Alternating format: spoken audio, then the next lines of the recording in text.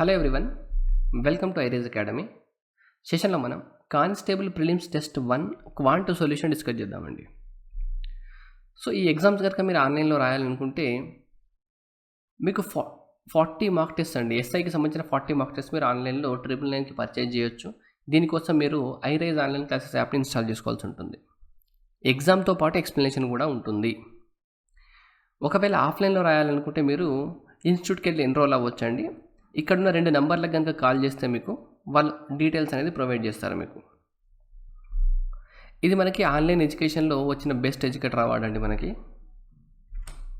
Question number 1. The average monthly salary of all the employees in a factory is 8,400. If the average salary of all the officers is 10,000 and that of the remaining employees is 8,000, then what is the percentage of officers among the employees? ఒక కార్యాలయంలో మొత్తం ఉద్యోగుల యొక్క సగటు ఎంత అండి? 8,400.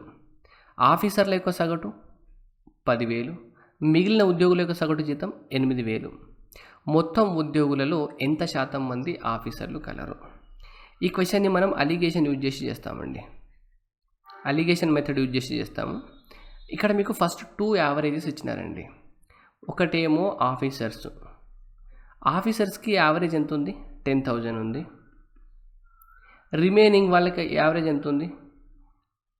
Remaining వాళ్ళకి average ఎంత ఉంది? 10,000 ఉంది. అంటే ఆఫీసర్ శాలరీ ఏమో యావరేజ్గా 10,000 ఉంటే రిమైనింగ్ వాళ్ళకి 8,000 ఉంటే ఆఫీసర్స్ ప్లస్ రిమైనింగ్ ఎంప్లాయీస్కి మొత్తం కలిపితే the average monthly salary of all the employees is 8,400. వీళ్ళందరినీ మొత్తం కలిపితే ఎంత ఉంది? 8,400 ఉంది.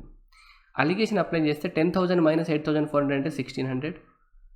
8,400 మైనస్ 8,000 అంటే 400. సో రేషియో కనుక తీసుకుంటే చూడండి, 1:4 రేషియో ఉందా? ఈ 1:4 రేషియో ఏం చెప్తుందండి? ఆఫీసర్స్ కనుక 1 పార్ట్ అయితే రిమైనింగ్ ఎంప్లాయీస్ ఎంత? 4 పార్ట్స్ అవ్వాలి. అంటే టోటల్ ఎంప్లాయీస్ ఎంత అవ్వాలి? అప్పుడు 5 పార్ట్స్ అవ్వాలి. ఆఫీసర్స్ కనుక ఒక్కడు ఉంటే రిమైనింగ్ ఎంప్లాయీస్ 4 ఉండాలి. అప్పుడు టోటల్ ఎంప్లాయీస్ ఎంత అవ్వాలి? 5. టోటల్ ఎంప్లాయీస్ 5గురిలో ఆఫీసర్స్ ఒక్కరు ఉన్నారు. పర్సంటేజ్ ఎంత అండి? 1/5 అంటే 20% కదా. 20%. ఆప్షన్ ఏ రైట్ ఆన్సర్ మీకు. Question number 2. alloy A contains copper and zinc in the ratio of 4:3 and alloy B contains copper and zinc in the ratio of 2:3. A and B are taken in the ratio of 6:5 and melted to form a new alloy. The percentage of zinc in the new alloy is closest to. Okay, A అనే మిశ్రమంలో copper మరియు జింక్ల నిష్పత్తి 4:3. B మిశ్రమంలో copper మరియు జింక్ల నిష్పత్తి 2:3. ఈ రెండు 6:5 ఈ రెండింటిని 6:5 మిశ్రమాలను కలపగా ఏర్పడు ఫలిత మిశ్రమంలో జింక్ యొక్క శాతం. రైట్, ఇక్కడ మీకు ఏముందండి? ఒకటి మిక్స్చర్ అలా ఏ ఉంది, ఇంకోటి బి ఉంది, దాంట్లో కాపరు జింక్. ఫస్ట్ దాంట్లో మీకు 4:3 రేషియో ఉందా? సెకండ్ దాంట్లో మీకు ఎలా ఉంది? 2:3 రేషియో ఉంది. ఇప్పుడు దీన్ని మీరు ఏ రేషియోలో తీసుకోవాలి? 6:5 రేషియోలో తీసుకోవాలి. అంటే ఇది 6 kgs తీసుకున్నారనుకోండి, ఇది 5 kgs తీసుకోవాలి మీరు. అంటే ఇది 6 పార్ట్స్ తీసుకుంటే ఇది 5 పార్ట్స్ తీసుకోవాలి. ఇది టోటల్ నెంబర్ ఆఫ్ పార్ట్స్ ఎంత ఉందండి? టోటల్ నెంబర్ ఆఫ్ పార్ట్స్ 7 ఉంది. ఇక్కడ టోటల్ నెంబర్ ఆఫ్ పార్ట్స్ 2 + 3 5 ఉంది. ఇప్పుడు ఈ రెండు ఈక్వల్గా ఉన్నాయండి. ఇది 7 ఉంటే ఇది 5 పార్ట్స్ ఉంది. ఈక్వల్ లేదు. సో ఫస్ట్ మీరు దీన్ని ఈక్వల్ చేసుకోండి. ఈక్వల్ చేసుకోవాలంటే నేను దీన్ని ఇంటూ 5 చేస్తే, దీన్ని ఇంటూ 7 చేస్తే ఈక్వల్ అయిందా? 35. అంటే ఇక్కడ ఇంటూ 5 చేసినారు కాబట్టి ఇంటూ 5, ఇక్కడ ఇంటూ 5, ఇక్కడ ఇంటూ 7 చేసినారు కాబట్టి ఇంటూ 7. చూడండి, 4×5 = 20 ప్లస్ 15 35 75 అయిందా? సరే 35 అయిందా? ఓకే, ఇప్పుడు ఈ రెండు మీకు ఈక్వల్ వచ్చినాయండి. ఈ పార్ట్ ఈక్వల్ వచ్చింది. కానీ ఇది 6 పార్ట్స్ తీసుకుంటే మీరు 5 పార్ట్స్ తీసుకోవాలి. అంటే ఇప్పుడు దీన్ని మీరు ఇంటూ 6 చేసుకున్నారనుకోండి, దీన్ని ఇంటూ 5 చేస్తే ఇది మీకు 6 పార్ట్స్ తీసుకుంటే ఇది 5 పార్ట్స్ తీసుకున్నట్టు కదా. సో ఇప్పుడు దీన్ని ఇంటూ 6 చేయండి, దీన్ని ఇంటూ 6 చేయండి. ఇక్కడ ఈ లైన్లో ఇంటూ 5 చేసినారు కాబట్టి ఇక్కడ ఇంటూ 5 చేయాలి. ఇక్కడ మీరు ఇనీషియల్గా మీరు కాపర్ అండ్ జింక్కి 4:3 రేషియో ఉందండి. ఈ 5×6 ఎలాగో క్యాన్సిల్ అయితే మీరు రేషియోస్కి ఏ నెంబర్ మల్టిప్లై చేసినా డివైడ్ చేసినా చేంజ్ కాదండి. అందుకే మనము మల్టిప్లై డివైడ్ చేసుకొని ఆ రెండు 6:5 రేషియోలో వచ్చేటట్టు చూసుకుంటున్నాం. ఓకే, ఇప్పుడు చూడండి, ఏకి బికి కాపర్ జింక్ చెప్పండి నాకు. ఇప్పుడు ఏ బి కాపర్ జింక్ ఇక్కడ ఎంత అయిందండి? 5 4 20 × 6 120 అయింది. 6 5 30 × 3 90 అయింది. 5 2 10 + 7 70 అయింది. ఇక్కడ చూడండి 7 5 35 × 3 105 అయింది. టోటల్ ఎంత చెప్పండి? ఏ బీలను కలిపితే కాపర్ మీకేమో 190 అవుతుంది, ఇదేమో జింక్ ఏమో మీకు 195 అవుతుంది. క్వశ్చన్ ఏమడినారండి? The percentage of zinc in the new alloy is. మొత్తంలో ఇప్పుడు నువ్వు మొత్తం అలాయ్ ఎంత అండి? 190 అంటే 380, మొత్తం టోటల్ ఎంత? ఇది టోటల్ 385 కదా. టోటల్ 385లో జింక్ ఎంత శాతం ఉందని అడిగినారంటే 195 చేయాలి. సో మీకు సింపుల్గా చూస్తే అర్థమవుతుంది కదండి. దీంట్లో హాఫ్ ఎంత అండి? దీంట్లో హాఫ్ తీసుకుంటే 192.5. సో ఇక్కడ 192.5 కన్నా ఎక్కువ ఉంది కాబట్టి, హాఫ్ కన్నా ఎక్కువ ఉంది కాబట్టి మీ ఆన్సర్ 50% కన్నా ఎక్కువ అవ్వాలి. సో ఈ రెండు ఆప్షన్స్ ఉన్నాయి మీకు, 50% కన్నా ఎక్కువ. 50% కన్నా ఇది 4 ఎక్కువ కాదు కదండి. చూడండి 192.5 ఉంది, జస్ట్ ఒక 2.5 ఎక్కువ ఉంది. దీంట్లో 2.5 అంటే 1% వాల్యూవే మీకు 3.85 కదా. దీంట్లో 1% వాల్యూ 3.85 కాబట్టి మీ ఆన్సర్ 50 కన్నా ఎక్కువ ఉండాలి కానీ 51 కన్నా తక్కువ ఉండాలి. సో ఆప్షన్ డి మీకు రైట్ ఆన్సర్. ఇది మెథడ్ అండి. దీన్ని మీరు ఇంకొకలాగా కూడా చేయొచ్చు. కాన్సెప్ట్ కనుక మీకు కొంచెం ఐడియా ఉంటే ఎలిమినేషన్తో కొంచెం వరకు ట్రై చేయొచ్చు. ఎలా చేయొచ్చు అంటే, ఇప్పుడు మీకు ఏలో అండ్ బిలో కాపర్కి జింక్కి రేషియో ఎలా ఉందండి? కాపర్ 4:3 ఉంది, జింక్ 2:3 ఉందా? నాకు ఫస్ట్ దాంట్లో మీరు కాపర్ ఎంత ఉంది చెప్పండి. ఫస్ట్ దాంట్లో జింక్ ఎంత ఉంది? 3/7 ఉంది. అంటే ఫస్ట్ దాంట్లో మీకు జింక్ 3 పార్ట్స్ ఉంది, టోటల్ 7 పార్ట్స్ అయితే 3/7 అంటే ఎంత చెప్పండి? 42, 6/7 అంతేనా? 1/7 అంటే మీకు 14 2/7 కాబట్టి 42 6/7. దీంట్లో జింక్ ఎంత ఉంది చెప్పండి నాకు? 3/5 అంటే 60% ఉందా? 60% ఉంది కాబట్టి మీకు న్యూ అలాయ్లో జింక్ దీనికన్నా ఎక్కువ ఉండాలండి. జింక్ ఎలా ఉంటుందంటే 42 6/7 కన్నా ఎక్కువ ఉంటుంది అండ్ 60% కన్నా తక్కువ ఉంటుంది. అంటే దీనికన్నా ఎక్కువ ఉండాలి కాబట్టి మీకు ఆప్షన్స్ 42 కన్నా తక్కువ ఉన్న ఆప్షన్స్ మీ ఆన్సర్ కాదండి. అంటే ఇది మీ ఆన్సర్ కాదు అండ్ ఇది కూడా మీ ఆన్సర్ కాదు. మీరు యావరేజెస్లో యావరేజ్ ఎప్పుడు కూడా లీస్ట్ వాల్యూ కన్నా ఎక్కువ ఉంటుంది, హైయెస్ట్ వాల్యూ కన్నా తక్కువ ఉంటుంది కదా. ఇప్పుడు మీరు ఈ రెండింటిని మిక్స్ చేస్తున్నారు. ఈ రెండింటిని మీరు ఏ రేషియోలో అయినా మిక్స్ చేసుకోండి, ప్రాబ్లం లేదు. ఏ రేషియోలో మిక్స్ చేసినా కూడా ఈ ఫస్ట్ దాంట్లో మీకు జింక్ ఈ 42% ఉందా? 42 6/7. సెకండ్ దాంట్లో జింక్ మీకు 60% ఉందా? మీ ఫైనల్ దాంట్లో జింక్ అనేది ఈ రెండింటికి మధ్యలోనే ఉంటుందండి. దీనికన్నా ఎక్కువ ఉండదు, దీనికన్నా తక్కువ ఉండదు. సో ఈ రెండు ఆన్సర్లు అయితే మీ ఆప్షన్స్ కావు. అయితే ఈ ఆప్షన్ అవ్వాలి లేదా ఈ ఆప్షన్ అవ్వాలి. ఇలా అయినా కూడా మీరు ఆప్షన్ ఎలిమినేషన్ తోటి మీరు సాల్వ్ చేయొచ్చండి. రైట్? ఓకే. ఒకవేళ మీ ఇంకొక ఆప్షన్ ఏదైనా 58 59 కనుక ఇచ్చి ఉంటే ఇది 60 కన్నా తక్కువ ఉండాలి, 42 కన్నా ఎక్కువ ఉండాలి కదా. 58 59% కనుక ఇచ్చి ఉంటే అది కూడా మీ ఆన్సర్ కాకపోయేది. ఎందుకంటే ఈ రెండింటిని మీరు 6:5 రేషియోలో తీసుకుంటున్నారు కదా. సో ఇది రెండింటిని కనుక ఈక్వల్ పార్ట్స్ తీసుకొని ఉంటే మీ ఆన్సర్ ఎగ్జాక్ట్లీ 42కి 60కి మధ్యలో అయ్యేదండి. 42కి 60కి మధ్యలో అంటే ఎంత? 9 కదా, అంటే 50కి దగ్గరలో వచ్చేది. ఇది కొంచెం ఎక్కువ తీసుకుంటున్నారు కాబట్టి అవుతుంది. అర్థమవుతుందండి? మీ ఆన్సర్ కనుక ఈ ఆప్షన్ కనుక 58 అలా ఇచ్చి ఉంటే ఇది రాంగ్ అయ్యేది. ఎందుకంటే ఈ రెండింటి మీకు ఆల్మోస్ట్ ఈక్వల్ క్వాంటిటీ ఉన్నాయి కాబట్టి యావరేజ్ కూడా మధ్యలో రావాలి. ఒక సైడ్ 60 మీ యావరేజ్ కనుక మీ ఆన్సర్ 60 రావాలంటే బి తీసుకునే క్వాంటిటీ మీకు చాలా ఎక్కువ తీసుకోవాలి. అర్థమవుతుందా? యావరేజ్ కనుక 60కి దగ్గరలో వస్తే బి క్వాంటిటీ ఎక్కువ ఉండాలి. ఇది కాన్సెప్ట్ అండి. మీ కాన్సెప్ట్ అవసరం లేకపోతే మీరు రెగ్యులర్ మెథడ్లో చేయొచ్చు. మీ యావరేజ్ ఎప్పుడు కూడా లీస్ట్ వాల్యూకి హైయెస్ట్ వాల్యూకి మధ్యలో ఉంటుంది. మీకు ఏ క్వాంటిటీ ఎక్కువ తీసుకున్నారనుకోండి యావరేజ్ అనేది దీనికి దగ్గరలో ఉంటుంది. మిడిల్ వాల్యూ కన్నా ఇటు సైడ్ ఉంటుంది. బి క్వాంటిటీ ఎక్కువ తీసుకుంటే మిడిల్ వాల్యూ కన్నా ఇటు సైడ్ ఉంటుంది. ఇది మీకు concept. Question number 3. If 20% of x is equal to 2.5 times the value of 40% of 1/4 of y, then x is what percent more or less than y? x యొక్క సగం విలువలో 20% విలువ y యొక్క 1/4 వంతులో 40% విలువకి 2.5 రెట్లు ఉన్నచో x అనున్నది y కన్నా ఎంత శాతం ఎక్కువ లేదా తక్కువ? If 20% of X is equal to, అంటే 20% అంటే 20% ఫ్రాక్షన్లో 1/5 కదండి. 20% ఆఫ్ అంటే మీరు ఇంటూ సింబల్ కదా, ఆఫ్ ఎక్స్ ఎక్స్లో 20% అనేది is equal to 2.5 times the value of 40% అంటే ఫ్రాక్షన్లో రాస్తే 2/5 కదా, 2/5 ఆఫ్ మళ్ళీ 1/4 ఆఫ్ y అన్నారు. Okay right. ఇక్కడ చూడండి 2 టైమ్స్ క్యాన్సిల్ చేస్తే 2 × 5 క్యాన్సిల్ అయిందా. ఇక్కడ x ఉంది, ఇక్కడున్న y డినామినేటర్లోకి వస్తే x/y అవుతుంది. 2.5 అంటే నేను 5/2గా రాసుకోవచ్చు. చూడండి x y కన్నా ఎంత ఎక్కువ ఉందండి, 3 ఎక్కువ ఉంది అంతేనా, దీనికన్నా 3 ఎక్కువ ఉంది. x y కన్నా 3 ఎక్కువ ఉంది అంటే 2 పైన 3 ఎక్కువ. ఎంత పర్సెంటేజ్ ఎంత, 3/2 × 100 250. 50 × 3 అంటే x y కన్నా 150% ఎక్కువ ఉన్నట్టు అండి. Option D. ఒకవేళ ఇక్కడ 4 ఉంటే డబల్ అయ్యేది, 2 ఉంది, 2 ఎక్కువ ఉంది కాబట్టి 100% ఎక్కువ ఉందని చెప్పేవాళ్ళం. ఇంకొక 1 ఎక్స్ట్రా ఉంది కాబట్టి 50% ఎక్కువ. సో టోటల్గా 150% extra. Question number 4. When x is added to each of 6, 11, 10 and 17, then the numbers obtained in this order are in proportion. What is the mean proportion between x plus 8 and x minus 1? x అనే ఒక సంఖ్యను 6, 11, 10 మరియు 17లకు కలపగా వచ్చే సంఖ్యలు లేదా అంకెలు అనుపాతంలో ఉంటాయి. అయినా x plus 8 మరియు x minus 1ల యొక్క అనుపాత మధ్యమం ఎంత? రైట్.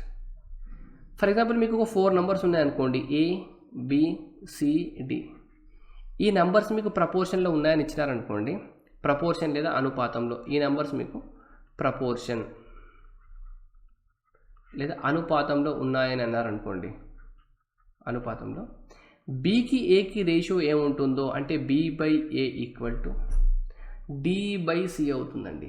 b/a = d/c అవుతుంది. దీన్నే మీరు c × b = దీన్నే మీరు bc = ad కూడా చెప్తారండి మీకు. దాని యాక్చువల్ మీనింగ్ ఏంటంటే bకి aకి ఏ రేషియో ఉంటుందో dకి cకి అదే రేషియో ఉంటుంది. అంటే b/a ఏది తీసుకుంటారో d/c అదే రేషియో అవ్వాలి. దీన్నే మీరు క్రాస్ మల్టిప్లై చేస్తే b × c = a × d అవుతుంది. ఇది కాన్సెప్ట్. ఇప్పుడు క్వశ్చన్ సాల్వ్ చేద్దాం చూడండి. ఇప్పుడు ఏమన్నారంటే మీ దగ్గర ఒక నంబర్ ఉంది, 6 ఉంది, ఇంకో నంబర్ 11 ఉంది, ఇంకో నంబర్ 10 ఉంది, ఇంకో నంబర్ 17 ఉంది. When x is added to each of these numbers, అంటే ఈ అన్ని నంబర్లకు కనుక మీరు x కలిపితే,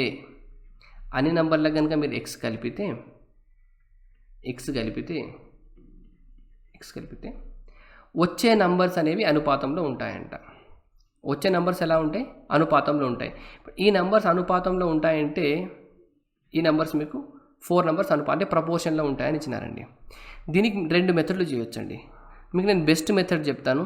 ఇది మీకు ఇన్స్టిట్యూట్లో కూడా డిస్కస్ చేసినారు ఈ మెథడ్ని, బెస్ట్ మెథడ్. నెక్స్ట్ది మీకు బేసిక్ మెథడ్. బేసిక్గా మీరు ఎలా చేస్తారు, మీకు ఈ బేసిక్ మెథడ్ నుండే మీకు బెస్ట్ మెథడ్ వస్తుందండి. అది కూడా మీకు చెప్తాను చూడండి. ఇప్పుడు ఇలా ఇచ్చినప్పుడు మీరు ఏం చేయాలంటే ఈ 4 నంబర్స్ ఉంటాయా, 4 నంబర్స్ని మీరు డివైడ్ చేసుకోవాలండి. 2గా డివైడ్ చేసుకుంటే ఈ రెండింటి మధ్య డిఫరెన్స్ ఎంత అండి మీకు? 5 కదా. 11 + x నుండి 6 + x తీసేస్తే 5 వచ్చిందా? ఈ రెండు డిఫరెన్స్ ఎంత? 7 అంతే కదా, 7. ఇప్పుడు ఏం చేయాలంటే ఈ డిఫరెన్స్ని ఇక్కడున్న ఫస్ట్ టర్మ్తో మల్టిప్లై చేయండి. 7ని 6 + xతో మల్టిప్లై చేయండి. ఈ డిఫరెన్స్ని ఇక్కడున్న ఫస్ట్ టర్మ్తో మల్టిప్లై చేయండి. ఓకే, మల్టిప్లై చేసి ఈక్వల్ చేయండి. 7 × 6 = 42 + 7x = 5 × 10 అంటే 50 + 5x. 7x - 5x అంటే 2x. 50 - 42 అంటే 8. x వాల్యూ ఎంత వచ్చిందండి? 4 వచ్చింది. ఇది మీకు బేసిక్ మెథడ్ అండి. మీకు ఏం కనుక్కోమన్నారు? x + 8కి x - 1కి అనుపాత మధ్యమం అంటే మీన్ ప్రపోర్షన్ కనుక్కోమన్నారు కదా. ఇప్పుడు x + 8 వాల్యూ ఏమవుతుందండి? x + 8 12 అవుతుంది. x + 8 అనేది మీకు 12 అవుతుంది. x - 1 అనేది మీకు 3 అవుతుంది. ఈ రెండింటికి మీన్ అంటే మీన్ ప్రపోర్షన్ అంటే √AB కదా, 12 × 3 అంటే 36, ఆన్సర్ 6. సో ఆన్సర్ మీకు 6 వస్తుంది. ఇది మీకు బెస్ట్ మెథడ్ అండి. 2 నంబర్స్ని ఇలా డివైడ్ చేసుకొని ఈ డిఫరెన్స్ తీసుకొని ఈ డిఫరెన్స్ని ఇటున్న ఫస్ట్ టర్మ్ తోటి ఈ డిఫరెన్స్ని ఇటున్న ఫస్ట్ టర్మ్తో మల్టిప్లై చేసుకొని ఈక్వల్ చేసుకుంటే మీకు x వాల్యూ వస్తుంది. లేదా మీకు బేసిక్ మెథడ్ ఏముంటుంది, 4 నంబర్స్ మీకు ప్రపోర్షన్లో ఉన్నాయంటే దీని రేషియో బై దీని రేషియో అంటే 11 + x బై 6 + x అనేది ఈక్వల్ టు 17 + x బై 10 + xకి ఈక్వల్ అవుతుందని మనం డిస్కస్ చేసాం కదా ఈ కాన్సెప్ట్. ఇప్పుడు మీరు దీన్ని ఇంటూ దీన్ని చేయొచ్చండి.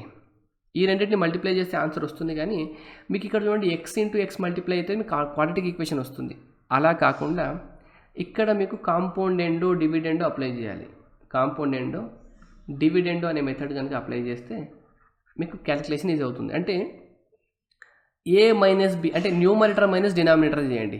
11 + x బై 6 + x ఉందా, ఈ రెండింటిని మైనస్ చేయండి. 11 + x నుండి 6 + x మైనస్ చేస్తే ఏమొస్తుంది, 11 - 6 అంటే 5 వస్తుంది. డినామినేటర్ని యాస్టీస్గా అలాగే ఉంచండి. మీ కాంపౌండెండో డివిడెండో అప్లై చేయడం తెలుసు కదండి. ఇక్కడ న్యూమరేటర్కి మీరు డినామినేటర్కి ఏ ఆపరేషన్ చేసినారో ఇక్కడ కూడా అదే ఆపరేషన్ చేయాల్సి వస్తుంది. 17 + x నుండి 10 + x మైనస్ చేస్తే ఏమవుతుంది, 7 మిగులుతుంది. డినామినేటర్ని డిస్టర్బ్ చేయలేదు కాబట్టి డినామినేటర్ వాల్యూ అలాగే ఉంచండి. ఇది కాంపౌండెండో డివిడెండో ఎలా అప్లై చేస్తారు అంటండి. మీరు కాంపౌండెండో డివిడెండో చేస్తున్నప్పుడు న్యూమరేటర్ మైనస్ డినామినేటర్ రెండిట్లో చేసి డినామినేటర్ని అలాగే వదిలేయచ్చు. లేదా సెకండ్ మెథడ్ అంటే సెకండ్ వే, న్యూమరేటర్ని అలాగే వదిలేసి డినామినేటర్ మైనస్ న్యూమరేటర్ చేసుకోవచ్చు. లేదా న్యూమరేటర్ మైనస్ మీరు ఏదైనా మైనస్ చేయొచ్చండి.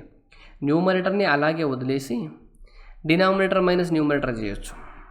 లేదా పైన న్యూమరేటర్ మైనస్ డినామినేటర్ చేసి కింద న్యూమరేటర్ ప్లస్ డినామినేటర్ చేసినారనుకోండి, మీరు ఏ ఆపరేషన్ అయితే చేస్తారో ఆ ఆపరేషన్ని ఇటు సైడ్ కూడా చేయాలండి. ఇప్పుడు నేను చేస్తున్నాను ఇటు సైడు న్యూమరేటర్ మైనస్ డినామినేటర్ చేసి డినామినేటర్ని వదిలేస్తున్నా కదా, సేమ్ ఇటు సైడ్ కూడా అదే ఆపరేషన్ చేయాలి. న్యూమరేటర్ మైనస్ డినామినేటర్ చేసి డినామినేటర్ని వదిలేయాలి. కాంపౌండెండో డివిడెండో మెథడ్. ఒకవేళ లేకపోతే మీకు సర్డ్స్ అనే టాపిక్లో మీకు చెప్తారు, అక్కడ నేర్చుకోండి. ఇక్కడ నుండి క్రాస్ మల్టిప్లై ఇప్పుడు చేయండి. 5 × 10 + x ఈక్వల్ టు 7 × 6 + x. చూడండి ఇదే వచ్చిందా, 5 × 10 + x = 7 × 6.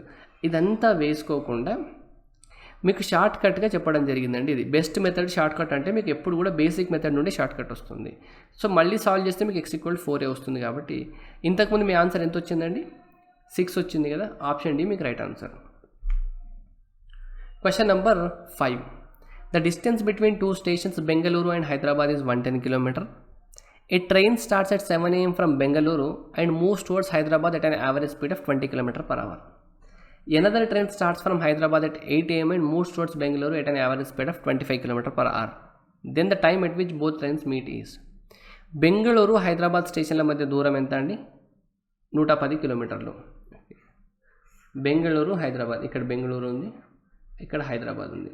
వీటి మధ్య దూరం ఎంత, 110 కిలోమీటర్స్ ఇక్కడ నుండి ఇక్కడికి. ఓకే, ఒక రైలు బెంగళూరు నుండి మధ్యాహ్నం ఎందుకండి, ఇక్కడ మధ్యాహ్నం రాదు కదా, 7 am బయలుదేరింది. 7 am బయలుదేరింది. ఎంత స్పీడ్తో అండి, 20 km/hతో బయలుదేరింది. 20 km/h స్పీడ్తో. మరొక రైలు హైదరాబాద్లో 8 am బయలుదేరింది. ఇంకో ట్రైను ఇక్కడ నుండి 8 am బయలుదేరింది. ఎంత, 25 km/hతో. ఓకే, ఇది బెంగళూరు నుండి హైదరాబాద్కి వెళ్తుంది, ఇది హైదరాబాద్ నుండి బెంగళూరుకి వెళ్తుంది. ఈ రెండు ట్రైన్లు ఏ సమయంలో కలుసుకుంటాయని క్వశ్చన్ అండి. మధ్యలో ఏ సమయంలో కలుసుకుంటాం. ఇది 8కి స్టార్ట్ అయింది కదండి, ఇది 7కి స్టార్ట్ అయింది కదా, గంట ముందు స్టార్ట్ అయింది కాబట్టి 8 o'clock వరకు ఇది ఎంత డిస్టెన్స్ ట్రావెల్ చేస్తుందండి. 8 అయ్యేసరికి గంటకి 20 km స్పీడ్తో వెళ్తుంది కాబట్టి 20 km కవర్ చేస్తుంది. మొత్తం 110లో 20 కవర్ అయిపోయింది కాబట్టి మిగిలింది ఎంత, 90. ఇద్దరి మధ్యనేమో 90 km డిస్టెన్స్ ఉంది. 8 o'clockకి ఒక ట్రైన్ ఇక్కడ ఉంది. ఓకే, దీని స్పీడ్ ఎంత, 20 km/h. ఇప్పుడు ఇద్దరి మధ్యలో ఉన్న డిస్టెన్స్ ఎంత, 90 km డిస్టెన్స్ ఉంది. ఇద్దరు ఒక వ్యతిరేక దిశలో వస్తున్నాడు. ఈయన ఇటు వస్తున్నాడు, ఈయన ఇటు వస్తున్నాడు కాబట్టి ఈయన స్పీడ్ 20 ఉంది, ఈయన స్పీడ్ 25 ఉంది కాబట్టి రిలేటివ్ స్పీడ్ మీకు ఏమవుతుంది, ప్లస్ అవుతుంది. 90 కిలోమీటర్లని 45 రిలేటివ్ స్పీడ్తో కవర్ చేయడానికి ఎంత టైం పడుతుందండి, 2 hours టైం పడుతుంది. అంటే 2 అవర్స్ తర్వాత ఈ ట్రైన్స్ ఇక్కడ కలుసుకుంటాయండి, అంతేనా. 1 అవర్లో 20 + 25 అంటే 45 డిస్టెన్స్ కవర్ చేస్తారు. సెకండ్ అవర్లో ఇంకొక 45 అంటే 45 కలిపి మీకు 90 కిలోమీటర్ల డిస్టెన్స్ అనేది ఇద్దరి మధ్యలో కవర్ అయిపోతుంది. సో 8 o'clock తర్వాత 2 అవర్స్కి కలుస్తారంటే 8 తర్వాత 9, 9 తర్వాత 10 అంటే 10 AM కలుస్తారు వీళ్ళిద్దరు. Question number 6. Samin drove at the speed of 81 km/h from home to a resort. Returning over the same route, he got stuck in traffic, so took 64 minutes longer. Also, he could drive only at a speed of 45 km/h. How many kilometers did he drive each way? Sameer తన ఇంటి నుండి రిసార్ట్కు 81 km/h వేగంతో ప్రయాణించెను. అదే దారిలో తిరిగి వస్తూ traffic వలన 64 నిమిషాలు అధికంగా తీసుకున్నాను మరియు కేవలం 45 km/h వేగంతో ప్రయాణించాను. ప్రతి మార్గంలో అతను ప్రయాణించిన దూరం ఎంత? ఓకే, ఇప్పుడు చూడండి, అతని ఇంటి నుండి రిసార్ట్కి వెళ్తున్నారు కదా, ఇంటి నుండి రిసార్ట్కి కనుక డిస్టెన్స్ d అనుకున్నారనుకోండి, ఇంటి నుండి రిసార్ట్కి వెళ్ళడానికి టైం ఎంత పడుతుందండి? డిస్టెన్స్ d/స్పీడ్ ఎంత? 81 కదా. ఇది ఇక్కడ నుండి అక్కడికి వెళ్ళడానికి పట్టిన టైం అండి. ఓకే, రిటర్న్లో వస్తున్నప్పుడు ఏం జరిగింది? రిటర్న్లో వస్తున్నప్పుడు డిస్టెన్స్ డీనే, కానీ స్పీడ్ ఎంత ఉందంట? 45 km/h ఉంది. 45 km/h. ఇప్పుడు రిటర్న్లో వస్తున్నప్పుడు స్పీడ్ తగ్గింది కాబట్టి టైం ఎక్కువ పడుతుందా? దీని వాల్యూ కన్నా ఈ వాల్యూ ఎక్కువ ఉంటుంది. ఇది రిటర్న్లో టైము, ఇది ఇంతకుముందు రిసార్ట్కి వెళ్తున్నప్పుడు టైం. ఈ టైం వాల్యూ ఎక్కువ ఉంటుంది కాబట్టి దీని మైనస్ ఈ వాల్యూ ఎంత అన్నారండి మీకు? 64 minutes అన్నారా? 64/60 అవుతుంది అవర్స్లో కన్వర్ట్ చేస్తే. ఓకే, ఇప్పుడు ఈ స్టెప్ చూడండి. డి కామన్ తీసుకుంటే ఎల్సిఎం ఎంత చెప్పండి? 9 × 5, ఇది 81 × 5 కదా. 81 × 5 మీకు ఎల్సిఎం. సో దీంట్లో 45 అంటే ఒక 9 వస్తుంది. 45లో 9 × 5 ఉంది, ఇక్కడ 9 × 5 ఉంది, ఎక్స్ట్రా ఇంకొక 9 ఉంది, అంతేనా. ఇక్కడ -5 వస్తుంది, equal to 64/60. So D into 4/81 × 5 equal to 64/60. 4 16, అంతేనా. 16 × 64. మీరు మళ్ళీ ఇక్కడ 4 టైమ్స్ 4 15 టైమ్స్ చూడండి. 5 3 times 3 27 times. So D equal to 27 × 4 అంటే ఎంత అండి? D equal to 108 kilometers. Option A right answer. Question number 7. A shopkeeper marks his goods up by 25% and then offers a discount on the market price. If the final selling price after discount results in the shopkeeper making no profit no loss, what was the percentage discount offered by the shopkeeper? ఒక దుకాణదారుడు తన సరుకు యొక్క ప్రకటిత ధరను కొన్న ధర కంటే 25% అధికంగా ఉంచెను. తర్వాత ఆ ప్రకటిత ధరపైన రాయితీ ఇచ్చెను. ఈ అమ్మకపు ధరతో ఆ దుకాణదారునికి ఎటువంటి లాభం లేదా నష్టం లేదు. అయినా ఆ దుకాణదారుడు ఎంత శాతం రాయితీ ఇచ్చాను? ఫస్ట్ షాప్ అతను ఏం చేసినాడంటే అండి, 25% మార్క్ ఎక్కువ చేసినాడు. అంటే 100 కనుక మీరు కాస్ట్ ప్రైస్ అనుకుంటే 25% ఎక్కువ మార్క్ చేసినాడంట. 25% ఎక్కువ మార్క్ అంటే 125 చేసినాడా? ఇప్పుడు కొంచెం డిస్కౌంట్ ఇస్తున్నాడు. ఈ డిస్కౌంట్ ఇవ్వడం వల్ల తనకు సెల్లింగ్ ప్రైస్ వస్తుందా? ఈ డిస్కౌంట్ పర్సంటేజ్ 125 పైన మీకు డిస్కౌంట్ ఇవ్వడం వల్ల సెల్లింగ్ ప్రైస్ వస్తుంది. ఈ రేట్కి అమ్మడం వల్ల అతనికి ఎటువంటి లాభం లేదా నష్టం లేదు. లాభం లేదా నష్టం లేదంటే 100 రూపాయలకు కొన్నాడు కాబట్టి అతను 100 రూపాయలకు అమ్మితే కదండి లాభం లేదా నష్టం రాంది అతనికి. అంటే 125 ఉన్న మార్కెట్ ప్రైస్ని అతను కనుక 100కు వచ్చేటట్టు అమ్మినాడు అనుకోండి, కొన్నది 100నే అమ్మింది 100నే కాబట్టి లాభం నష్టం ఉండదు. సో 125 అనేది 100 అవ్వాలంటే డిస్కౌంట్ ఎంత ఇవ్వాలండి? 25 రూపాయలు డిస్కౌంట్ ఇవ్వాలి 125 పైన. 25/125 అంటే 1/5. 1/5 అంటే పర్సంటేజ్లో మీకు 20%. Option C. Question number 8. A can do 4/5 of a work in 20 days and B can do 3/4 of the same work in 15 days. They work together for 8 days. C alone completes the remaining work in 7 days. B and C together can complete the 3/4 of the same work in 4/5 వంతు పనిని A 20 రోజుల్లో, 3/4 వంతు పనిని B 15 రోజుల్లో చేయగలరు. ఇద్దరు కలిసి 8 రోజులు పని చేసిన తర్వాత C ఒక్కడే మిగతా పనిని 7 రోజుల్లో పూర్తి చేయగలడు. B మరియు C కలిసి 3/4 వంతు పనిని ఎన్ని రోజుల్లో పూర్తి చేయగలరు? ఇక్కడ చూడండి, 4/5 పని 20 రోజుల్లో చేస్తారంట. 4/5 20 డేస్లో చేస్తే 4/5 కనుక 20 డేస్లో చేస్తే టోటల్ 1 యూనిట్ వరకు ఎన్ని రోజుల్లో చేస్తారండి? 4 5ల క్యాన్సల్, 5 × 5 25 రోజుల్లో చేస్తారు 25 డేస్లో. అంటే టోటల్ వర్క్ని ఎన్ని రోజుల్లో చేస్తున్నట్టు? 25 డేసా? ఓకే. 3/4 వర్క్ని 15 డేస్లో అంటే ఇక్కడ చూడండి 5 టైమ్స్ క్యాన్సల్ అయితే 5 4 20 కదా. బి టోటల్ వర్క్ని 20 డేస్లో చేస్తాడు. అర్థమైందా? ఓకే.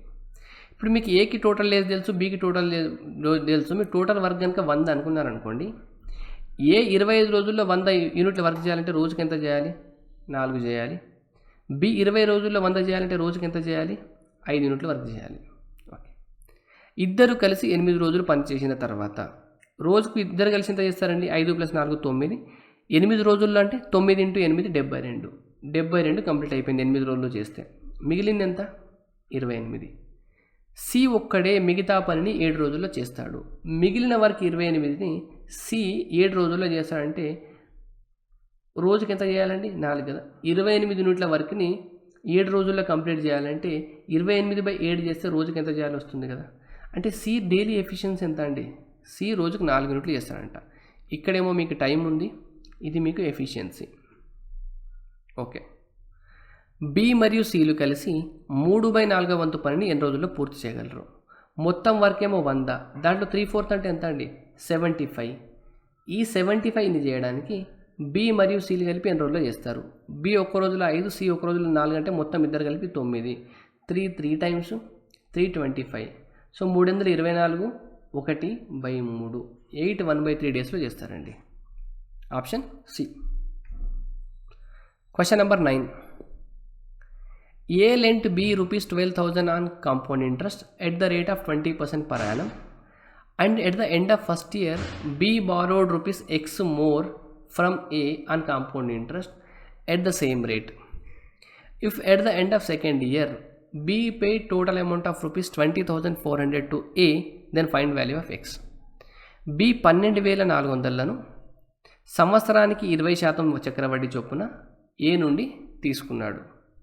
మొదటి సంవత్సరం చివరన బి మరో ఎక్స్ను అదనంగా ఏ నుండి అదే రేటుకు చక్రవడ్డీకి తీసుకున్నాడు. రెండవ సంవత్సరం చివరన బి మొత్తం 20,400ను ఏకు చెల్లించాడు. అయితే ఎక్స్ విలువ ఎంత? ఓకే అండి. ఇప్పుడు ఒక్కటి చెప్పండి నాకు. ఫస్ట్ బి ఏ దగ్గర ఎంత తీసుకున్నాడండి? 12,000 తీసుకున్నాడా? ఓకే, 12,000 తీసుకున్నాడు ప్రిన్సిపల్. మీకు first year, second year interest ఎంత వస్తుందో చెప్పండి. సెకండ్ ఇయర్ 20% అంటే 1/5. దీంట్లో 1/5 అంటే ఎంత అండి? 120/5 చేస్తే మీకు 24 వస్తుంది కదా, అంటే 2400. ఫస్ట్ ఇయర్లో మీకు 2400 ఇంట్రెస్ట్ రావాలి, సెకండ్ ఇయర్లో 2400 ఇంట్రెస్ట్ రావాలి. కాంపౌండ్ ఇంట్రెస్ట్ కాబట్టి ఇంట్రెస్ట్ పైన ఇంట్రెస్ట్ వస్తుందా? మళ్ళీ 2400లో 20% అంటే 1/5. 240 2400లో 1/5 కదా. 2400లో 1/5 అంటే ఎంతండి? మీకు 2500 ఉంటే 500 అయ్యేది. 100 తక్కువ ఉంది కాబట్టి 100/5 అంటే 20 తక్కువ, అంటే 480 రావాలి. 480. చూడండి, ఇది ప్రిన్సిపల్ కదా. ఓన్లీ మీరు 12,000 కనుక తీసుకొని ఉంటే మీరు టోటల్ ఎంత కట్టాలండి? టోటల్ అమౌంట్ ఓన్లీ 12,000 కనుక మీరు తీసుకొని ఉంటే 12,000, 2,000, 2,000 ఎంత? 4,000, అంటే మొత్తం 16,000 అయిపోయింది.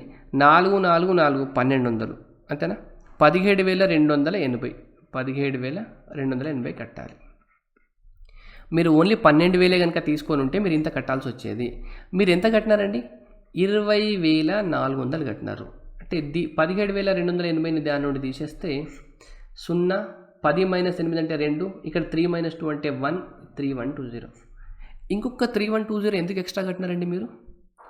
ఎందుకంటే రెండో సంవత్సరంలో మొదటి సంవత్సరం చివరన అంటే రెండవ సంవత్సరం మొదట్లో అన్నట్టు కదా. మొదటి సంవత్సరం చివరన అన్న, రెండవ సంవత్సరం స్టార్టింగ్లో అన్న ఒకటే కదా. ఇంకొక X రూపీస్ తీసుకున్నాడంట. ఇప్పుడు ఈ X రూపీస్ పైన 1 ఇయర్కే కదండి మీరు ఇంట్రెస్ట్ మీరు అమౌంట్ మొత్తాన్ని రెండవ సంవత్సరం చివరన మొత్తం పే చేస్తున్నారు కాబట్టి ఇంకొక 1 ఇయర్లో ఎంత వస్తుందండి మీకు? 20% వస్తుంది. 20% ఫ్రాక్షన్లో 1/5 కదా. అంటే మీరు X కనుక తీసుకుంటే దానిపైన X/5 ఇంట్రెస్ట్ వస్తుంది. ఈ వాల్యూవే మీకు 3120. అర్థమైందా అండి? మీరు ఓన్లీ 12,000 కనుక తీసుకుని ఉంటే మీరు 17,280 కడితే మీ అప్పు తీరిపోయేది. కానీ మీరు మొత్తం ఎంత కట్టినారు? 20,400 కట్టినారు. దీనికి డిఫరెన్స్ ఎంత? 3,120. ఇది ఎందుకు ఎక్కువ కట్టినారండి? ఇది ఎందుకు ఎక్కువ కట్టినారంటే మీరు 2వ సంవత్సరం స్టార్టింగ్లో ఒక ఎక్స్ అమౌంట్ తీసుకున్నారు, దానిపైన 1 ఇయర్కి అయినా ఇంట్రెస్ట్ ఇది, ఈ రెండింటిని కలిపి ఇంత కట్టినారు. సో మీకు 6x/5 = 3120. సో 6×5 = 30, 6×2 = 12, 0. సో x ఎంత అవుతుందండి? 5×5 = 25, 20 × 5 100, 2500 + 100 అంటే 2600 తీసుకున్నారు అన్నట్టు. ఆప్షన్ డి రైట్ ఆన్సర్ మీకు. Question number 10. The smallest number which when diminished by 7 is divisible by 12, 16, 18, 21 and 28 is. 7 తీసివేస్తే వచ్చే ఏ కనిష్ట సంఖ్య 12, 16, 18, 21 అండ్ 28 చే భాగింపబడును. ఈ 3 కూడా మీ ఆన్సర్లు కాదండి, నేను చూడగానే చెప్పిస్తున్నాను. ఎందుకంటే మీకు ఇది ఈవెన్ నెంబర్ అండి, ఇది కూడా మీకు ఈవెన్ నెంబర్, ఇది ఈవెన్ నెంబర్, ఇది ఈవెన్ నెంబర్, ఇది కూడా ఈవెన్ నెంబర్. ఎందుకంటే మీ ఆన్సర్ ఆడ్ నెంబర్ అవ్వాలి. ఎందుకో చెప్తా చూడండి. The smallest number which when diminished by 7 అంటే మీరు ఏదో ఒక నంబర్ నుండి 7 కనుక తీసేస్తే ఆ నంబర్ అనేది 12, 16, 18, 21, 28 భాగించబడుతుంది కదా.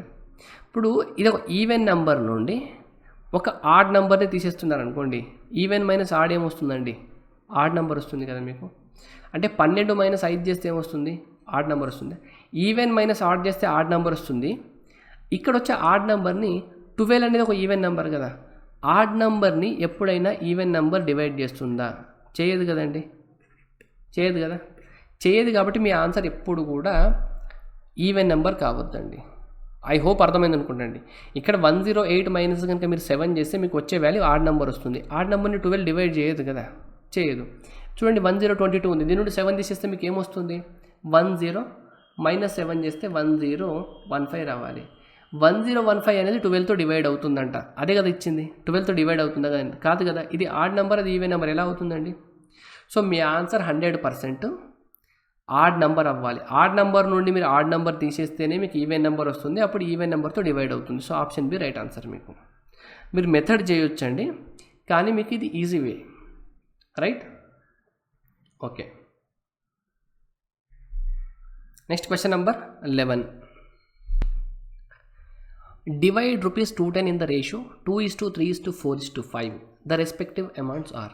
2010 రూపాయలను 2:3:4:5 నిష్పత్తిలో పంచితే వరుసగా వచ్చే మొత్తాలు. ఈజీ క్వశ్చన్ కదండి మీకు. చూడండి 2, 3 అంటే 5, 5 + 4 అంటే 9, 9 + 5 అంటే 14. అంటే మొత్తం మీరు 210ని 14 పార్ట్స్లో డివైడ్ చేయాలి. 14 వాల్యూ అనేది 210 అయితే 1 పార్ట్స్ వాల్యూ ఎంత అవుతుంది చెప్పండి? 14కి ఇంటూ 10 చేస్తే 140 అవుతుంది. 14 × 5 ఎంత? 70. అంటే ఇంటూ 15 చేస్తే వాల్యూ వస్తుందా? అంటే 1 పార్ట్ వాల్యూ ఎంత అండి మీకు? 15. 1 పార్ట్ వాల్యూ 15 అయితే 2 పార్ట్స్ వాల్యూ ఎంత అవ్వాలి? 30. 3 parts value 45. 4 parts value 60. 5 parts value 75. 30, 45, 60, 75 ఎక్కడ ఉంది? ఆప్షన్ బిలో ఉంది మీకు.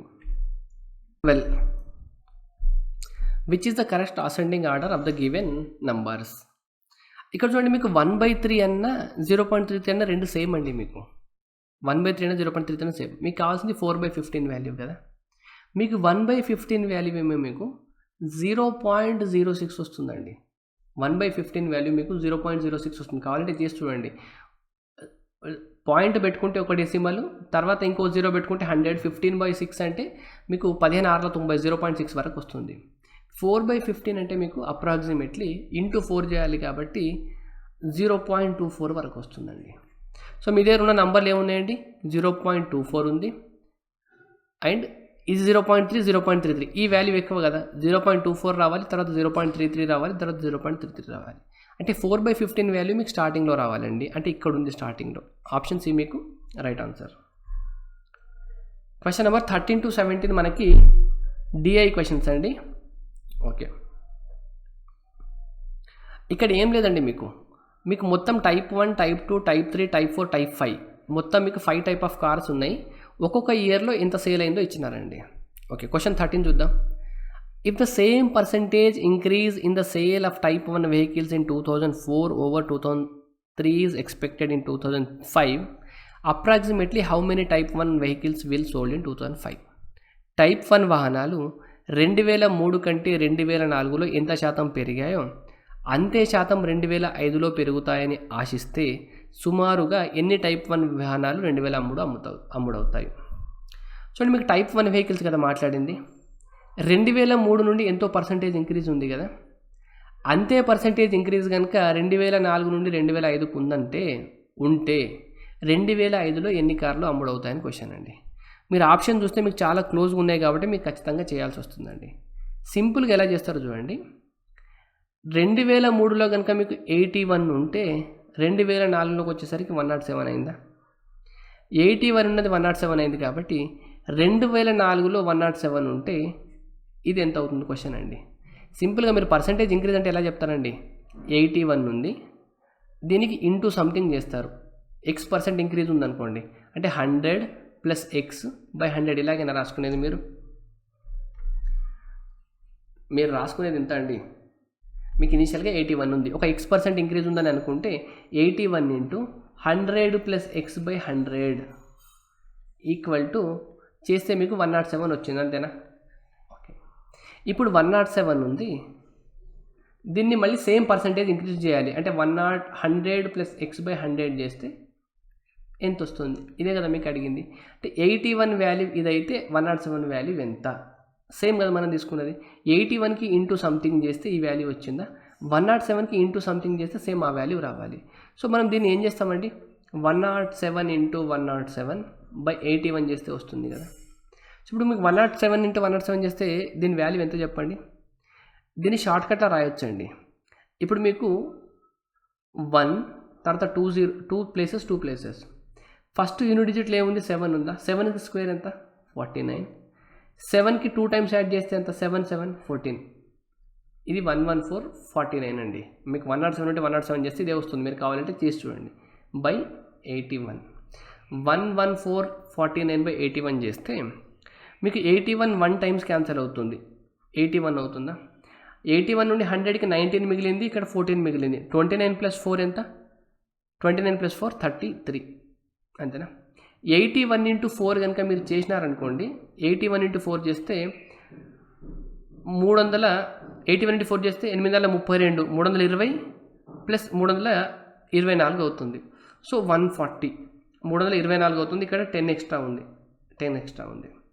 81 ఇంటూ 2 కనుక చేసినారనుకోండి 160 దాటిపోతుంది, కానీ 81 ఇంటూ 1 కన్నా కొంచెం ఎక్స్ట్రా ఉంటుంది. అంటే మీ answer 141 point something. So option A అనేది మనకి రైట్ అండి. Question number 14. The number of type 1 vehicles sold in 2003 was approximately what percent of the total number of vehicles sold in 2002? 2003లో type 1 వాహనాల యొక్క అమ్మకాలు 2002లో వాహనాల యొక్క మొత్తం అమ్మకాలలో ఎంత శాతం? 2003లో టైప్ 1 అమ్మకాలు ఎంత అండి? 81. ఈ 81 అనేది 2002లో వాహనాల మొత్తం అమ్మకాలు, ఈ మొత్తం అమ్మకాలలో ఎంత శాతం అంట అండి? మొత్తం చూడండి, ఫస్ట్ 100 లెక్క పెట్టండి. 400 ప్లస్ 200 ఎంత అండి? 600. 6 ప్లస్ 2 ఎంత? 800. ఫస్ట్ 800 అయిపోయిందా? నెక్స్ట్ 10 లెక్క పెట్టండి. ఇక్కడ 10 ఉందా? ఇక్కడ చూడండి 40 ఉందా? 10 ప్లస్ 40 50. 50 ప్లస్ 70 ఎంత? 120. 120 ప్లస్ 70 ఎంత? 190. ఓకే, నెక్స్ట్ యూనిట్ డిజిట్లు 4, ఇక్కడ 4 ఉంది, ఇక్కడ 8 ఉంది, 12 ఉంది. 12 ప్లస్ 2 ఎంత అండి? 12 ప్లస్ 2 14. 14 ప్లస్ 9 ఎంత? 23. ఓకే, మొత్తం 3 1 1013. 81 అనేది 1013లో ఎంత శాతం? మీరు కనుక 10% తీసుకున్నారనుకోండి, 10% తీసుకుంటే 1013 రావాలి. సో 10% కాదంటే 11% కూడా కాదు మీరు. సరే, 10.13 అనేది మీకు 10% కదా, 10%. 10% ఇది 1% వాల్యూ చెప్పండి నాకు. సరే, ఇది 1% వాల్యూవే కదండి. మీకు 1% వాల్యూ ఎంత? 1% అంటే 2 ప్లేసెస్ ముందు డెసిమల్ పెట్టుకోవాలి కాబట్టి 1% వాల్యూ ఎంత అయితే 8% వాల్యూ ఎంత అవుతుంది మీకు? 80 పాయింట్ సంథింగ్ అవుతుంది. 80 పాయింట్ సంథింగ్ అంటే 81కి దగ్గరలో వస్తుంది కాబట్టి మీ ఆన్సర్ అండి, 8%. Question number 15. In which of the following years was the sale of type 2 vehicles approximately 25% of the type 5 vehicles? ఇక ఏ సంవత్సరంలో టైప్ 2 వాహనాల యొక్క అమ్మకాలు టైప్ 5 వాహనాల అమ్మకాలలో సుమారు 25% ఉన్నాయి? సరే 2000 ఉందా? ఓకే. టైప్ 2 అండ్ టైప్ 5 దీంట్లో 25% ఈ వాల్యూ ఉండాలండి. 25% అంటే ఎంత? 25% అంటే 1/4 కదా. 1/4 చేస్తే ఇక్కడ చూడండి 8 4 32 అంటే 4 ఎందులో 32 ఈ 2 మిగులుతుంది అంటే 85 వస్తుందండి. 25% అంటే ఇక్కడ ఎంత ఉంది మీకు? 64 ఉంది. 25% అవుతుందా? అవ్వట్లేదు. 2002 తీసుకోండి 79 404 1/4 అంటే దీంట్లో 101 వస్తుందండి. ఇక్కడ ఎంత ఉంది? 79 ఉంది. ఇది కాదు, ఇది కాదు. 2004 తీసుకోండి 4 చూడండి 110.5 అవుతుంది. దీంట్లో 1/4 అంటే బై 4 చేయడమే కదా. సో 110 × 4 అంటే 440, 2/4 అంటే 110.5. ఇక్కడ ఎంత ఉందండి? 112 ఉంది. చాలా దగ్గరలో ఉంది. నెక్స్ట్ 2003 చూద్దాం. 2003 93 ఉంది, 411 ఉంది. 400 అంటే 100 ప్లస్ ఇది 12 ఉందనుకోండి 103కి దగ్గరలో ఉంది. ఇక్కడ 103 ఉంది, ఇక్కడ మీకు 93 ఉంది. ఈ రెండింటి మధ్య గ్యాప్ చాలా ఎక్కువ ఉంది చూడండి. సో మీకు ఆన్సర్ ఏదవుతుందండి? 2004లో టైప్ 5 అమ్మకాలలో 25% అనేది టైప్ 2 ఉంది. టైప్ 5 అమ్మకాలలో 25% టైప్ 2 ఎక్కడ ఉందండి? 2004లో ఉంది. ఆప్షన్ సిలో ఉంది మీకు. Question number 16. The percentage increase in sales in 2003 over the previous year was maximum for which type of vehicles? ముందు సంవత్సరం అమ్మకాలతో పోల్చినప్పుడు 2003లో ఏ రకం వాహనాలు అత్యధిక శాతం అమ్మబడ్డాయి? ఓకే. 2003లో అంటే ప్రీవియస్ ఇయర్తో కంపేర్ చేస్తా అంటే 2002 కదండి.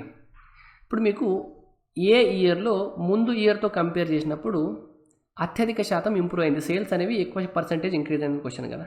సరే టైప్ 2 చూడండి. టైప్ 2లో ఏం జరిగిందండి? 93 అయింది 2003లో, అంతకన్నా ముందు 79 ఉంది. అంటే 14 పెరిగిందా?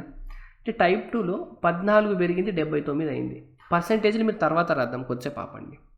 టైప్ 1 చూడండి 72 ఉంటే 81 అయింది. ఇది 972, 9981. 8:9 అంటే 8 ఉంటే 1 పెరిగింది, 9 అయింది కదా. 1/8 పెరగడం అంటే పర్సెంటేజ్లలో 12.5% కదండి. ఓకే, ఇక్కడ అర్థమైంది. దీన్ని చూడండి మీరు. టైప్ 3 248 ఉంటే 280 అయింది. ఎంత పెరిగింది? 32 పెరిగింది. దేనిపైన? 248 పైన. ఓకే, ఇక్కడ కనుక మీరు అబ్జర్వ్ చేస్తే 404 ఉంటే టైప్ 5లో 411 అయింది. ఎంత పెరిగిందండి? జస్ట్ 6 పెరిగింది. అంటే ఇక్కడ 12.5% ఉందా? అత్యధిక శాతం పెరిగింది. ఇక్కడ ఇది 4.404లో 6 అనేది ఎంత పర్సెంట్ అండి? 2% కూడా కాదు చూడండి. 1% అంటేనే మీకు 4, 6 అంటే 2% అంటే మీకు 8.8. సో ఇక్కడ మీకు 2% కన్నా తక్కువ పెరిగింది. అంటే అప్రాక్సిమేట్లీ ఇక్కడ మీకు 1.5% పెరిగింది. అంటే ఇదైతే మీ ఆన్సరే కాదు కదా. ఫస్ట్ ఇది 12.5%. ఇప్పుడు ఈ రెండిట్లో మీరు ఆన్సర్ చూడండి. 8 4 32, ఇది ఎంత చెప్పండి? 8 4 32, 8 3 24 ప్లస్ 1 4/31. 4/31. ఇప్పుడు 4/31 మీకు పర్సెంటేజ్లో చెప్పండి. 4/31. 4/31. ఓకే, మీకు 31లో 10% వాల్యూ ఏమో 3.1 అండి. 2% వాల్యూ ఎంత అవుతుంది చెప్పండి? 3.1. సరే ఒక 5% తీసుకోండి. దీంట్లో 5% ఏమవుతుంది? 15% వాల్యూ ఏమవుతుంది చెప్పండి నాకు. 5% అంటే 1.5 కదా, అంటే 4.6 వస్తుంది. అంటే టైప్ 3 మీకు ఇంక్రీజ్ అనేది 15% కన్నా తక్కువ ఉందండి. 15% వాల్యూ ఏమో మీకు 4.6 వచ్చింది. మీకు న్యూమరేటర్లో 4 ఉంది కాబట్టి 15% కన్నా తక్కువ. మీరు టైప్ 1 కనుక అబ్జర్వ్ చేస్తే, సరే టైప్ 2 కనుక అబ్జర్వ్ చేస్తే 14/79 కనుక అబ్జర్వ్ చేస్తే ఈ వాల్యూ మీకు 15% కన్నా ఎక్కువ ఉంటుంది చూడండి. 10% అంటే ఎంత? 7.9. 5% అంటే ఎంత? దీంట్లో 3 మళ్ళీ 9 సంథింగ్ వస్తుంది. 8 11.8 వాల్యూకే మీకు 15% వస్తుంది. ఇక్కడ 14 ఉంది కాబట్టి ఇక్కడ మీకు ఇంక్రీజ్ 15% కన్నా ఎక్కువ ఉంది. మీరు అప్రాక్సిమేట్ చేస్తే సరిపోతుందండి. ఇక్కడ 15% కన్నా ఎక్కువ ఉంది, ఇక్కడ 12.5 ఉంది, ఇక్కడ 15% కన్నా తక్కువ ఉంది. సో ఇక్కడ ఇంక్రీజ్ ఎక్కువ ఉందండి, టైప్ 2లో ఉంది మీకు. Question number 17.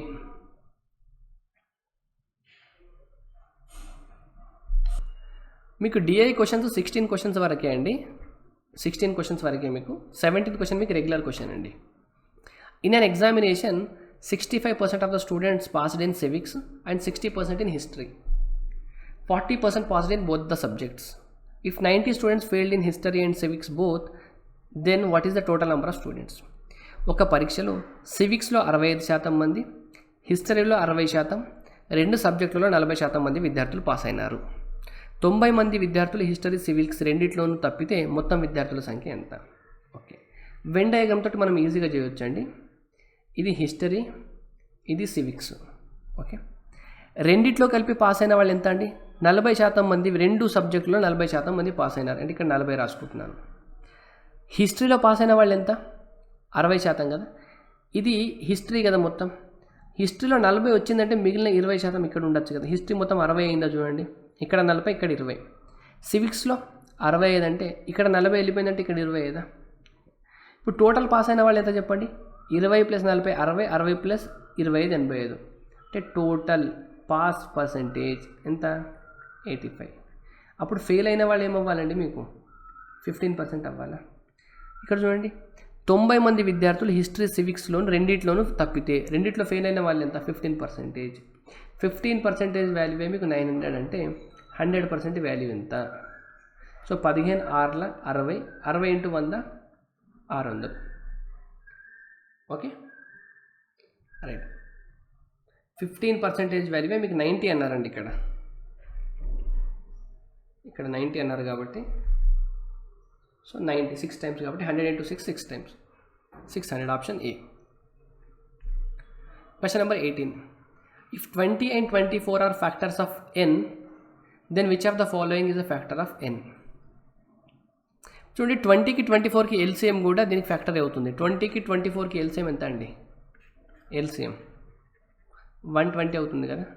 సో 120 కూడా ఎన్కి ఫ్యాక్టర్ అవుతుందండి. ఆప్షన్ ఏ రైట్ ఆన్సర్ మీకు. If the sum of the two numbers is 55 and the HCF and LCM of these numbers are 5 and 120 respectively, then the sum of the reciprocals of the numbers is equal to, రెండు సంఖ్యల మొత్తం 55, HCF 5, LCM 120. ఆ సంఖ్యల విలోమాల మొత్తం ఎంత? ఇప్పుడు రెండు నంబర్లకి HCF 5 అన్నారంటే ఆ నంబర్ లేని ఒకటి 5x అనుకోవచ్చు, ఇంకోటి 5y అనుకోవచ్చు అండి.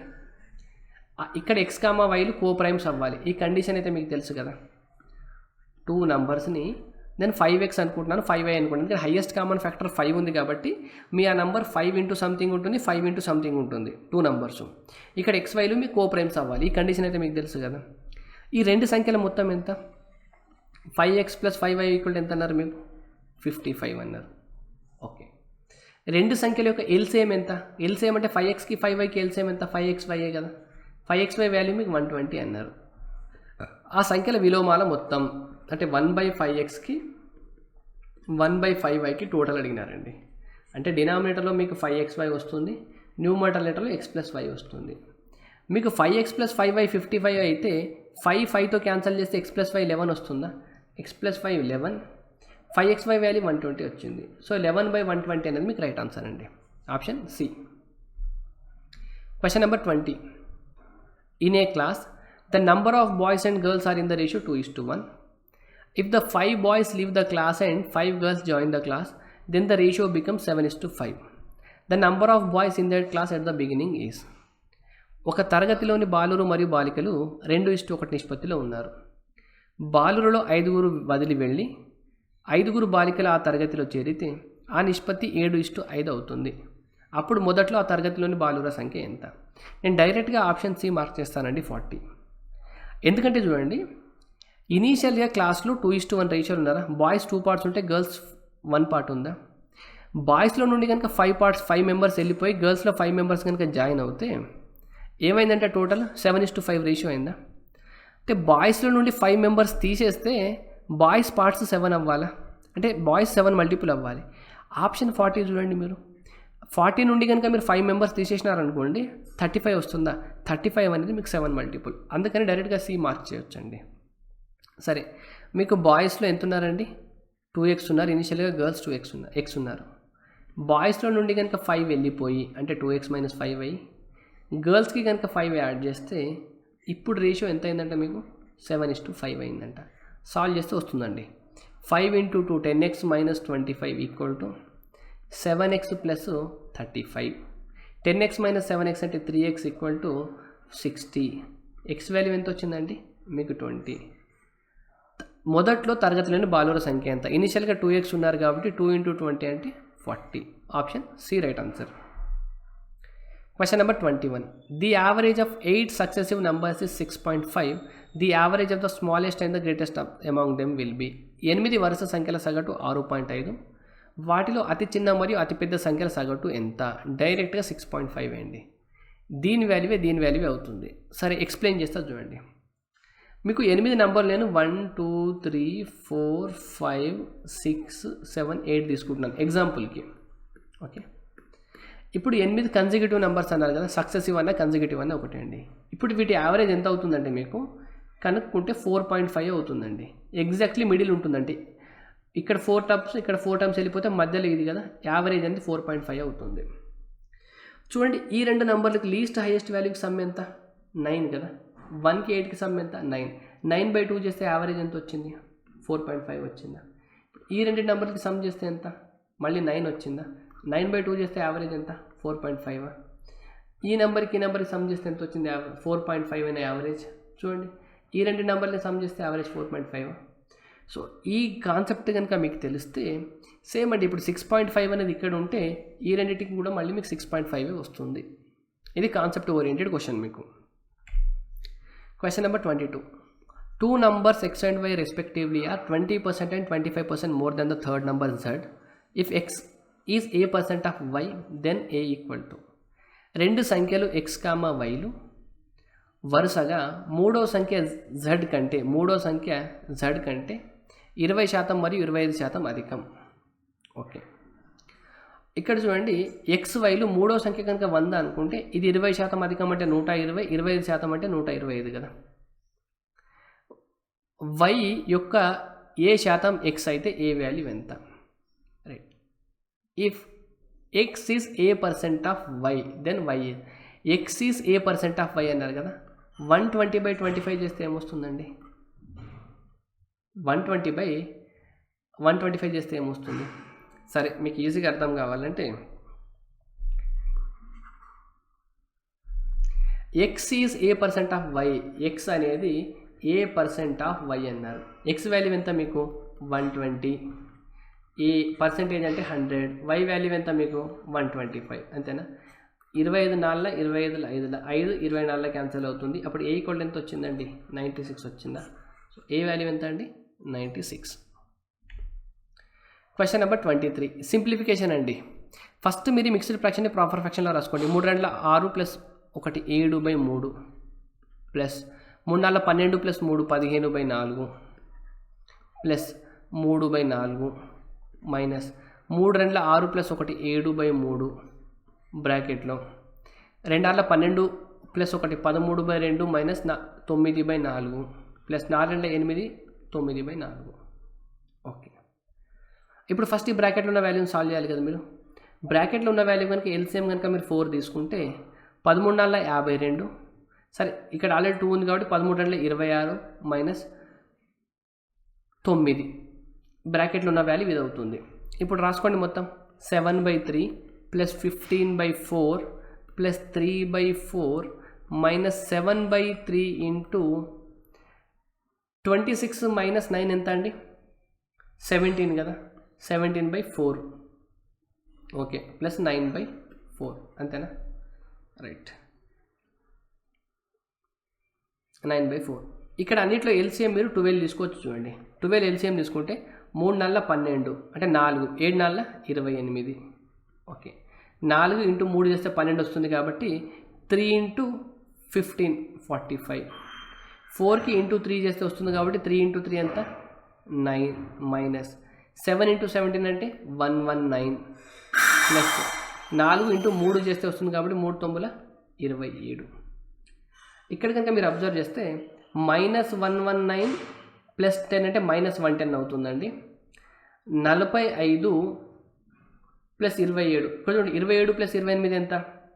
28 ప్లస్ 7 అంటే 35, 45 55, 55 60 100.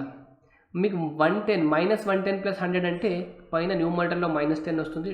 12 అంటే మైనస్ 5/6 మీకు right answer. Option C.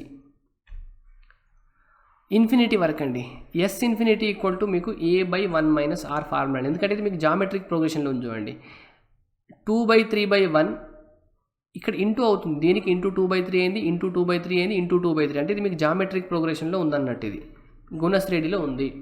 Yes infinity కూడా a/1 - r కదా. ఏ అంటే ఎంత అండి 1/1 - r. A equal to 1. మీకు r వాల్యూ t2/t1 అంటే 2/3/1. t1 అనేది ఫస్ట్ టర్మ్ 1 కదా, so r value 2/3.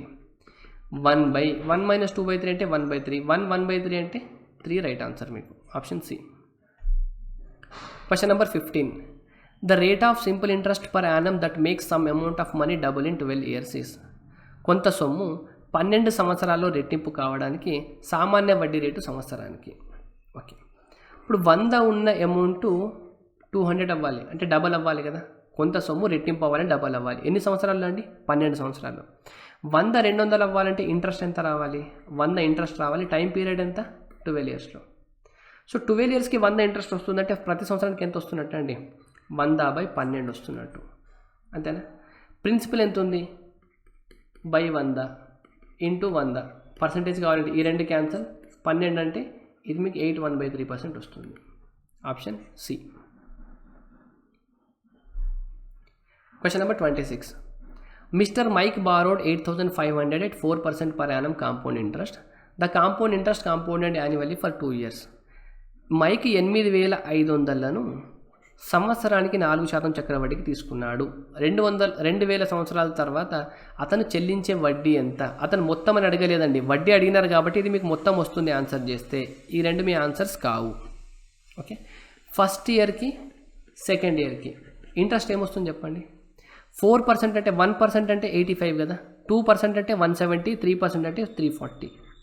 Second year కూడా మీకు 340 ఇంట్రెస్ట్ వస్తుంది. కాంపౌండ్ ఇంట్రెస్ట్ కాబట్టి దీని మీద మళ్ళీ 4% ఇంట్రెస్ట్ వస్తుందా 4%. 1% అంటే 3.4 కదండి, 3.4 ఇంటూ 4 చేయాలి. 3 4 12 ప్లస్ 1.6 అంటే 13.6. చూస్తే 300 300 600 80, ఇదొక 10 690 693.6. Option D.